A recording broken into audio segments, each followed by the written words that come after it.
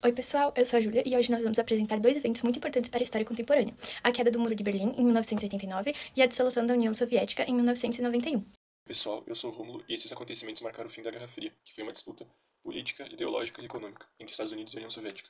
Então, por que o muro existia? O muro existia porque quando a Alemanha foi conquistada após o final da Segunda Guerra, então as potências que chegaram na Alemanha então decidiram dividir o território. Então, ficando a parte ocidental para os aliados, então França e Inglaterra, junto com os Estados Unidos, esse lado era capitalista, e o lado oriental, então fazia parte da União Soviética e ele era socialista.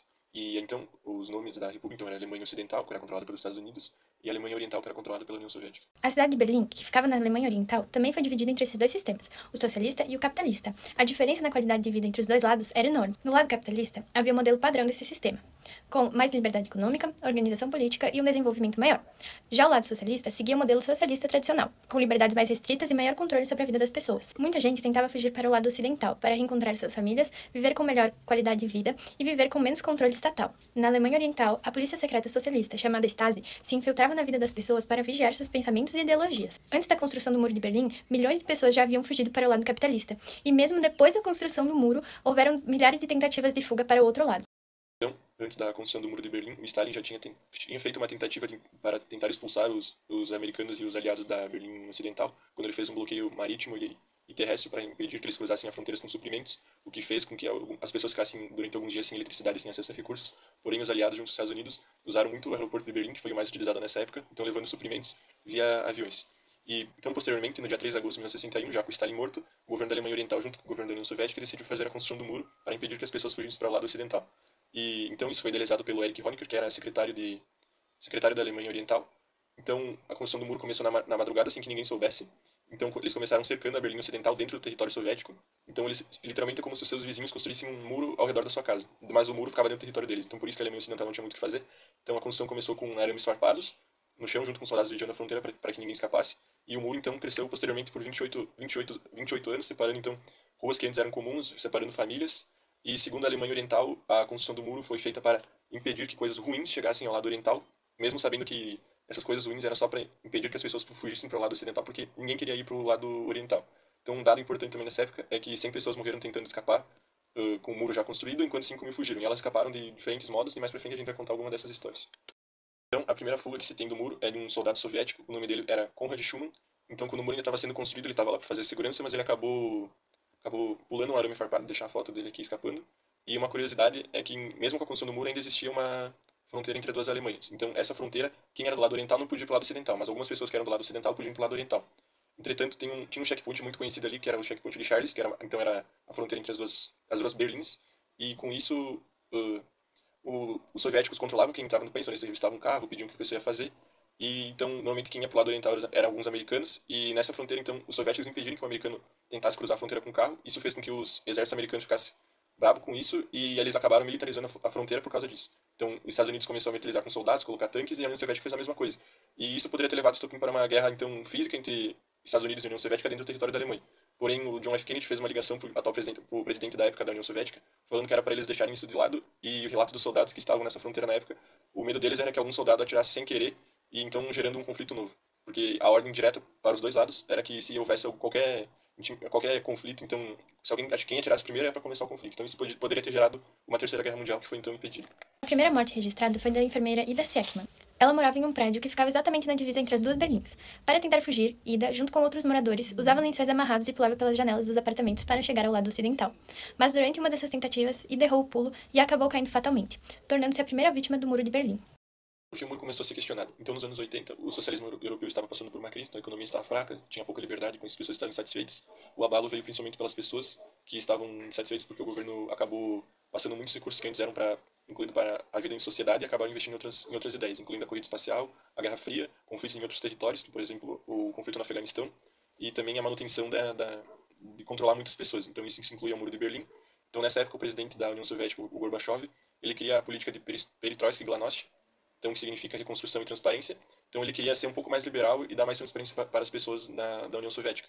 Porém, ainda existia pessoas que eram contra isso, e essa liberdade então acabou com que, então dando essa liberdade inclui então manifestações, as pessoas podiam dar mais suas ideias, e muitas pessoas eram a favor da destruição do Muro de Berlim, já que isso dividia a cidade e viver na Berlim Oriental não era algo tão bom. Porém, o presidente da Alemanha Oriental era o Erich Honecker, e ele era contra essas ideias do Gorbachev. Então havia essa disputa entre eles, mas posteriormente a gente vai falar o que acabou ocorrendo nessa disputa. Em novembro de 1989, após a destituição do presidente Erich Honecker, o novo comando da Alemanha Oriental anunciou que os cidadãos poderiam atravessar a fronteira com maior liberdade. Durante uma coletiva, um porta-voz, por conta de uma confusão, divulgou que essas medidas seriam tomadas imediatamente, apesar de apenas ele e a cúpula política saberem da verdadeira data prevista. Com essa informação, a população correu até o muro, e os soldados, sem receber ordens e sem saber como agir, resolveram não atirar e apoiaram a multidão. O soldado Harold Jagger foi o primeiro a autorizar que uma pessoa passasse para o lado ocidental. Com isso, o fluxo de pessoas aumentou muito, e no dia seguinte, o muro começou a ser destruído pela própria população. A Alemanha foi oficialmente reunificada em 1990. Antes disso, muitas pessoas eram contra a reunificação. Os capitalistas não queriam conviver com os socialistas e os socialistas não gostariam de viver sob o sistema capitalista. Apesar de tudo, a reunificação aconteceu e as consequências perduram até hoje. Quem vive na antiga Alemanha Oriental ainda recebe salários menores do que quem vive na região ocidental, e só recentemente algumas pessoas passaram a se mudar novamente para o antigo bloco oriental. A queda do Muro de Berlim e a reunificação alemã mostraram para o mundo como o socialismo soviético estava enfraquecido. Assim, nós entramos para o nosso próximo tema, a dissolução da União Soviética. Antes do fim da União Soviética, o país já enfrentava uma crise muito grave. A economia estava estagnada, faltavam produtos básicos, como alimentos e roupas. As filas nos mercados eram enormes, e o povo já estava cansado de promessas do governo que nunca se cumpriu. Além disso, a corrupção entre os líderes do Partido Comunista só aumentava a desconfiança da população. A produtividade das fábricas era muito baixa, porque o modelo socialista centralizado não estimulava a inovação e muito menos o lucro. E para piorar, a União Soviética gastava bilhões durante a Guerra Fria contra os Estados Unidos para disputar quem tinha mais poder militar e tecnológico. E esses gastos poderiam ter sido drenados para serem gastos em coisas que melhorariam a vida dos soviéticos. Quando Mikhail Gorbachev, em 1985, tentou salvar o sistema, ele criou as reformas que eu já citei antes, que são a perestroika, que significa reconstrução. Então, com isso, ele tentava modernizar a economia, permitindo que algumas empresas capitalistas viessem para o território soviético e acabassem investindo ali, então dando uma abertura maior para isso. E o Glasnost, que significa transparência, então ele permitiu debates políticos e permitiu críticas ao governo, que antes era extremamente proibido, já que os outros líderes queriam controlar tudo. E essas medidas pretendiam recuperar o país, mas acabaram ainda enfraquecendo ainda mais o controle do Partido Comunista, já que então, o Partido Comunista acabou tendo uma rixa interna, porque alguns apoiavam a ideia do Gorbachev e muitos ainda acreditavam que continuar na linha que estava antes era mais seguro a se fazer. Com mais liberdade de expressão, as repúblicas soviéticas começaram a exigir maior independência. Povos que eram obrigados a seguir ordens de Moscou passaram a querer seu próprio governo, suas próprias decisões e sua própria valorização da cultura. Repúblicas como Estônia, Letônia, Lituânia, Ucrânia, Geórgia e Armênia deram início a movimentos separatistas.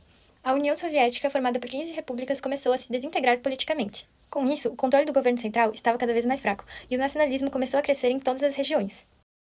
Em agosto de 1991, alguns comunistas radicais que eram contra as ideias do Gorbachev tentaram impedir essas reformas e queriam instaurar o antigo regime, porém o golpe fracassou e a resistência popular e o apoio de Boris Yeltsin, presidente da Rússia, então fez com que a tentativa do golpe acabasse acelerando ainda mais o fim da União Soviética, visto que o sistema já estava sem apoio dentro do próprio país entre as pessoas. Depois do fracasso do golpe, a situação ficou insustentável.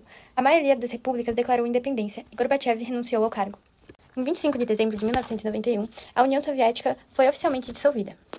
O Império Comunista, que existia desde 1922, acabou e, no lugar dele, deu origem a novos países independentes, como Rússia, Ucrânia, Bielorrússia, Cazaquistão, entre outros.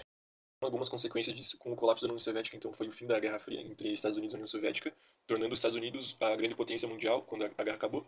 E sem a competição do capitalismo com o socialismo, vários países então passaram a abrir suas políticas econômicas internas, e o planeta vive uma nova fase da globalização com o mundo capitalista, sendo o sistema dominante, que hoje está em quase o mundo todo, e as antigas nações soviéticas então começaram a se adaptar, enfrentando crises, porém então eles se abriram à economia, principalmente de mercado, e passaram então por crises sociais e econômicas, e também com o fim da União Soviética, o mundo mudou completamente, dando origem então a novas alianças entre países e novos conflitos também.